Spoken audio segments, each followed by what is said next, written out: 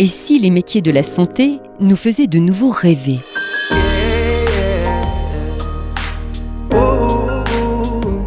Vibration, échographie d'un métier. Un podcast du Centre d'information et de promotion, le 28. Regard subtil et émouvant, au-delà des stéréotypes sur les métiers de la santé et du social. Épisode 1. Plutôt que du sang, donne-moi du sens. À la rencontre des infirmières et infirmiers. Notre mascotte ailée, le Piaf, oui, un petit oiseau, nous emmène dans des récits de vie sans tabou, honnêtes et inspirants. Maintenant, Maître Piaf, sur un arbre perché, nous tient à peu près ce langage. Depuis mon nid douillet, en direct sur Radio 28, le podcast du Centre d'information et de promotion des métiers de la santé et du social, ces infirmières et infirmiers, ils en vivent des choses. Au-delà du sang, ils donnent du sens à leur activité. Bon, moi je m'en rappelle pendant le Covid, j'étais sur un autre marronnier, mais vous vous souvenez, j'en ai entendu des applaudissements. J'ai même cru que c'était pour moi qui chante si bien. Et Johanna aussi, elle s'en souvient. Je travaillais le premier soir où les gens ont applaudi et on est sortis sur les balcons qu'on avait dans l'unité où on était. Et puis c'était super émouvant. Je pense que c'est la première fois où on a vraiment, ou moi en tout cas, j'ai eu l'impression que les gens comprenaient ce qu'on faisait. Ils donnaient de la valeur à ce qu'on faisait pour eux, pour leur famille. J'ai beaucoup d'amis, même dans mon entourage, qui m'ont dit « tu vois, je pensais pas que tu faisais ça avant de m'en rendre compte parce que j'ai vu ma grand-mère avec vous, parce que vous avez pris soin de mon grand-père ou des choses comme ça. » C'est très émouvant et c'est passé. Bon, on les a ovationnés, remerciés, mais maintenant ces infirmières et infirmiers, du coup, comment vous les percevez, vous ? Alors, je pense que dans la tête des gens, l'infirmier, c'est celui qui pique, c'est celui qui prend l'attention et c'est celui qui est dans l'hôpital. Voilà. Ou alors, c'est celui qui est à l'EMS, qui distribue les médicaments aux personnes âgées et puis qui appelle pour donner des nouvelles aux familles. Voilà. C'est plus ou moins la perception. Mais on oublie qu'en fait, l'infirmier, au jour d'aujourd'hui, déjà, il y a une science derrière qui s'appelle la science de l'infirmerie, qu'on a des études, qu'on fait des plans de soins, qu'on fait des diagnostics infirmiers, que derrière, quand on fait des évaluations infirmières ou des évaluations, des contrôles de santé, on fait pas seulement que des prises de tension ou des contrôles de température. On fait des auscultations, on fait des palpations, on fait des percussions. Que c'est quand même, avant d'appeler un médecin, les informations nécessaires qu'il va avoir besoin pour nous donner les informations par téléphone. Et puis, tout ça, je pense que les personnes ne le voient pas. Ils relisent ça encore comme, finalement, au secrétaire du médecin qui reçoit les informations du médecin et ils ne voient pas toutes ces capacités qu'on peut avoir. Qui plus est, l'infirmier, au jour d'aujourd'hui, il est quand même dans la recherche, dans l'entrepreneuriat. Il donne des cours, donc dans la formation. Il est à la DGS, donc il contrôle. Il fait beaucoup de choses, l'infirmier. Il n'est pas seulement à l'hôpital à donner des piqûres. On sent qu'on est vraiment un espèce de rock pour les patients. Ils ont beaucoup de considération et d'estime pour nous et de respect. Ouais, ils sont extrêmement vulnérables quand ils sont à l'hôpital, soit pour eux-mêmes, soit parfois pour leur famille, parce qu'on a souvent les membres de la famille. Ils sont un peu dans une inconnue. Pour nous, c'est toujours plus facile de voir l'entièreté de l'image parce que c'est des cas très souvent dont on a l'habitude, qui se répètent.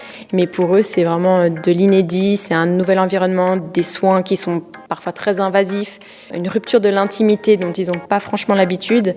Et pour eux, c'est vrai qu'on a besoin d'être une sorte de cocon très rassurant pour qu'ils se rendent compte que malgré la chirurgie ou la maladie qu'ils sont en train de vivre, tout va bien. Bon, finalement, ils ont plutôt la cote, ces infirmières et infirmiers. Un beau métier. Non, mais moi, je vous le dis, en vérité, ce job a quelquefois le pouvoir de transformer les gens quand même. Écoutez ça. Daniel Casero, je suis infirmier aux HUG, donc les hôpitaux universitaires de Genève, dans le département d'oncologie. Alors, je vous donne par exemple un exemple. On a eu récemment une dame hospitalisée chez nous qui présentait énormément de symptômes, qui était extrêmement dans les douleurs, qui demandait énormément de soins, qui était beaucoup dans l'angoisse. Et le fait de rentrer en interaction avec elle était très très très difficile. Et en fait, au fur et à mesure du temps, en s'adaptant à elle, en allant exactement dans les demandes spécifiques qu'elle avait, et puis de trouver vraiment un équilibre de ce dont elle avait vraiment besoin, et pour que nous on avance dans le projet de soins, on a commencé à mettre un équilibre au niveau des douleurs. Elle avait de moins en moins mal. Au niveau de l'angoisse, on a mis plusieurs ressources, que ce soit un psychologue, de prendre du temps de parole avec elle, d'essayer de comprendre qu'est-ce qui l'angoissait. Elle expliquait qu'elle avait du mal à passer les nuits toute seule. Du coup, on lui a expliqué qu'elle pouvait avoir son mari, par exemple, le temps d'eux sur plusieurs nuits, le temps qu'elle s'adapte. Sur différents facteurs, elle avait besoin de quelque chose. On venait lui changer l'eau, on venait lui amener une collation, quelque chose qui la réconfortait. Et puis au fur et à mesure de tout ça, c'est une dame qui a complètement changé de visage, qui d'un coup elle était grabataire dans un sens où elle ne marchait plus beaucoup. Avec les physiothérapeutes, elle a commencé également à reprendre un petit peu la marche et tout. Et puis de la croiser un moment dans un couloir, et puis qu'elle se mette dans les larmes à nous remercier et à nous dire que voilà, qu'elle a complètement changé, qu'elle se sent énormément mieux grâce à nous. C'est ce genre de situations qui font qu'on se rend compte que c'est vraiment un processus et c'est un accompagnement et qui embellit encore plus notre profession. Les plaies, le sang, tout ça, moi, ça me fait plus rien. Et quand je parle d'intimité, c'est plus l'intimité vraiment du corps. Quand on doit faire les toilettes aux gens, quand on doit mettre des sondes aux gens, faire des soins vraiment très intimes, on sait que c'est jamais très, très facile pour eux. Mon astuce à moi, c'est toujours de le passer sous le ton de l'humour pour essayer de dédramatiser les situations qui parfois peuvent être très, très malaisantes. Miguel Duarte, infirmier indépendant. Alors je pense que si, en tant qu'infirmier ou en tant que futurs infirmiers, un jour vous en avez marre d'être infirmier, tout simplement, il faut regarder ailleurs.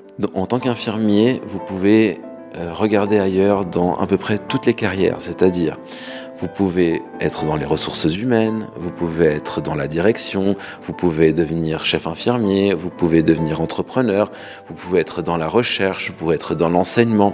Finalement, infirmier nous ouvre plusieurs portes. Ce sont les spécialisations que l'on choisit qui vont ouvrir les autres portes.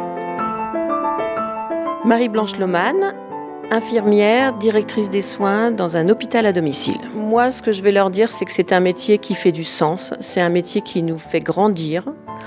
Être infirmière, ça nous ouvre beaucoup de portes. On peut être infirmière à domicile comme moi, mais on peut aussi être infirmière scolaire, infirmière dans un hôpital, infirmière dans plein d'endroits. Et avoir des situations qui nous permettent de relativiser sur notre vie à nous et qui nous permettent d'apprendre beaucoup de choses. On apprend vraiment tout le temps au contact des patients. On vit des chouettes relations avec eux. Alors, d'abord, je lui dirais qu'il faudrait qu'il le découvre. Parce que sans faire un stage, sans découvrir d'abord ce que c'est, sans avoir cette expérience, on ne peut pas savoir si on a cette vocation ou pas. Et puis je dirais ce que j'ai répondu à ma fille il y a quelques temps, parce que j'ai une fille de 20 ans, qui me disait il y a quelques temps, papa, tu sais, moi les soins, ce que j'ai peur, c'est l'intimité des gens. Les voir tout nus pour leur faire la toilette, moi c'est quelque chose qui me dérange. Je lui ai répondu, mais tu les vois jamais tout nus, ils sont toujours recouverts. Quand tu découvres une partie, c'est juste le moment de la laver, tu la recouvres tout de suite derrière. Donc finalement, je dirais que venez découvrir les soins, venez voir ce que c'est que les soins, n'en ayez pas peur, parce que finalement, c'est quelque chose de beau, c'est quelque chose de magnifique, et sans découverte, on ne peut pas savoir ce que c'est.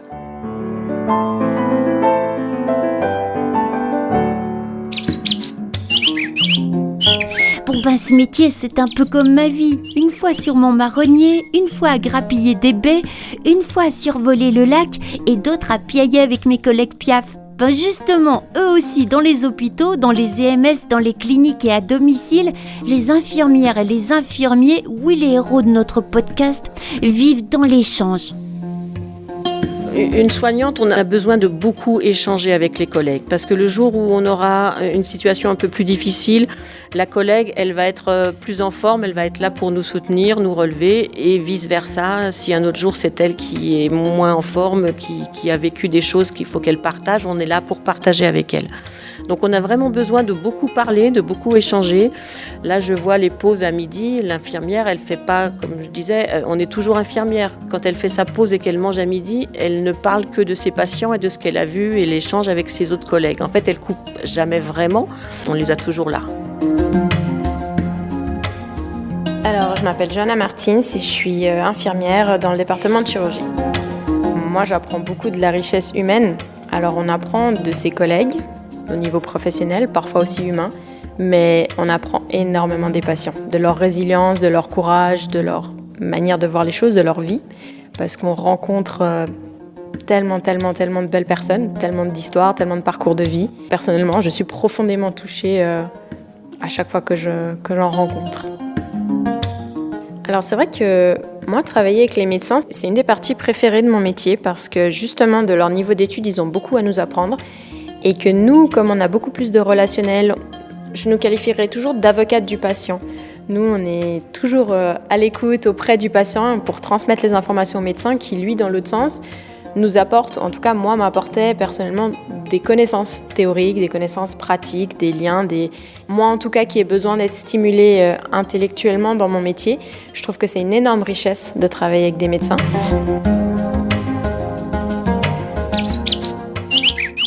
C'est un moment placement de métier.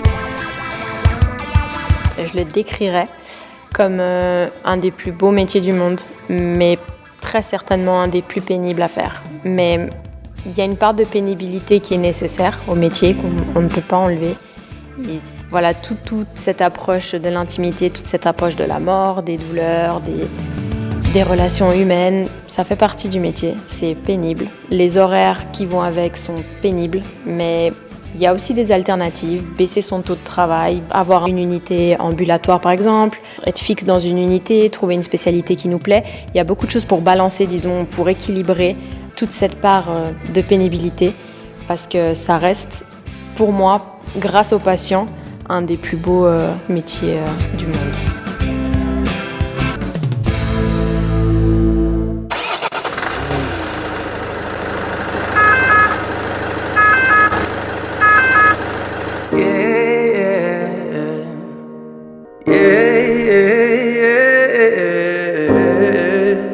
Et si les métiers de la santé nous faisaient de nouveau rêver ?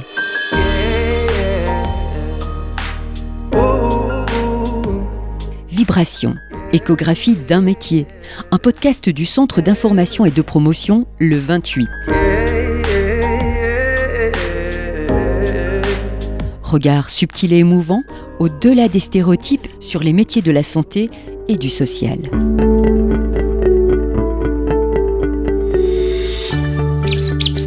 Voilà, vous avez pris du bon temps, j'espère. Et encore merci à Marie-Blanche, Johanna, Daniel et Miguel, des infirmiers et infirmières en hôpital, à domicile, en institution, qui m'ont permis de divulguer ces informations top secrètes.